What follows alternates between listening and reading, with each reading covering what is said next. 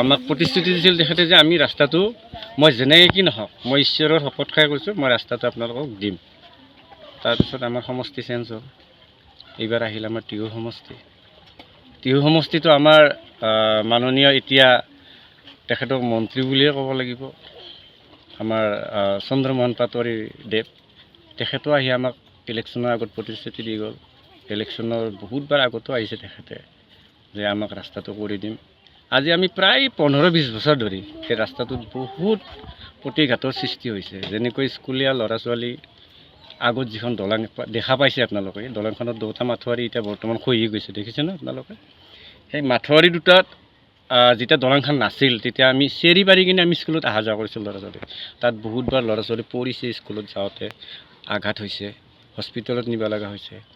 বিশেষকৈ আমাৰ যদি ইয়াতে যদি মহিলাৰ যদি কেতিয়াবা ডেলিভাৰী হয় খুব অসুবিধা পাওঁ আমি। 108 মাতাৰ কাৰণে খুব কঠিন হয় আমাৰ, কাৰণ কিয় 108 অহাৰ কাৰণে মানে ইচ্ছা নকৰে, কাৰণ ৰাস্তাটো যিটো ছিষ্টেম বা যিখিনি আপোনাৰ অসুবিধা।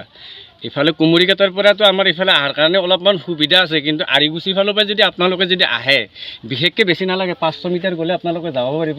এই ৰাস্তাটো দেখাই দিয়ক, ৰাস্তাটো চাওক এনেকুৱা অৱস্থা ইফালে। হয়, গতিকে সেই বস্তুখিনিৰ প্ৰতি লক্ষ্য কৰি আমি ৰাইজৰ গোটেই অসুবিধা অনুসৰি আমি গোটেইখিনি সমবেত হৈ আজি আমি চৰকাৰৰ ওপৰত এটাই আহ্বান জনাম যে আমাক অতি শীঘ্ৰে ৰাস্তাটো কৰি দিয়াৰ কাৰণে তেখেতৰ ওচৰত আমি আহ্বান জনাইছোঁ। আৰু যেনেকৈ কি নহওক আমাক ৰাস্তাটো কৰি দিয়ক। আপোনালোকে যিটো প্ৰতিশ্ৰুতি দি গৈছিল সেই প্ৰতিশ্ৰুতিখিনি আমাক পালন কৰক, এইখিনি মোৰ ক'বলগীয়া। মাকালদবা আমাৰ দেহাৰ কালাকুছি গাঁৱৰ লগত অন্তৰ্ভুক্ত হয়। আৰু এই ৰাস্তাটো আমাৰ কুমুৰিকাটাৰ পৰা আপ টু আৰিগুচিলৈ ৰাস্তাটো আমাৰ সংযোগ হয়। প্ৰথমতে আমাৰ বিধায়ক আছিল আমাৰ মাননীয় জয়ন্ত মল্ল বৰুৱা দেৱ। তেখেতে আহি আমাক প্ৰতিশ্ৰুতি দিছিল যে নলবাৰী সমষ্টিৰ ভিতৰত একদম পিছ পৰি থকা গাঁও হিচাপত আমাৰ মাকালদবা গাঁও। আৰু চনত আছোঁ, তেতিয়াৰ পৰা আমাৰ এতিয়ালৈকে শান্তি আমি ৰাস্তা পোৱা নাই।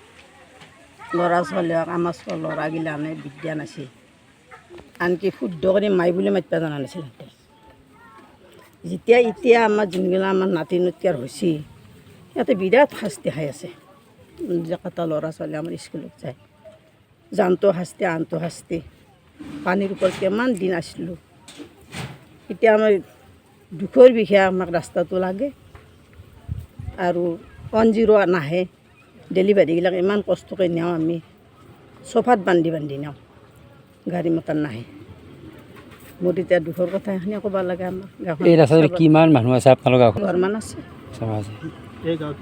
এই কি জেগা এইখিনি? মাকালদবা বুলি কয়। এই ৰাস্তাটোত কি কি গাড়ী আহে?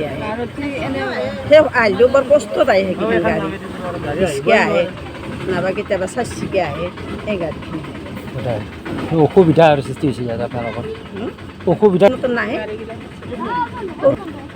পানী জমা হ'বার বহুত দিন হৈ গ'ল। 5-6 মাহ মান বহুত দিন হৈ গৈছে।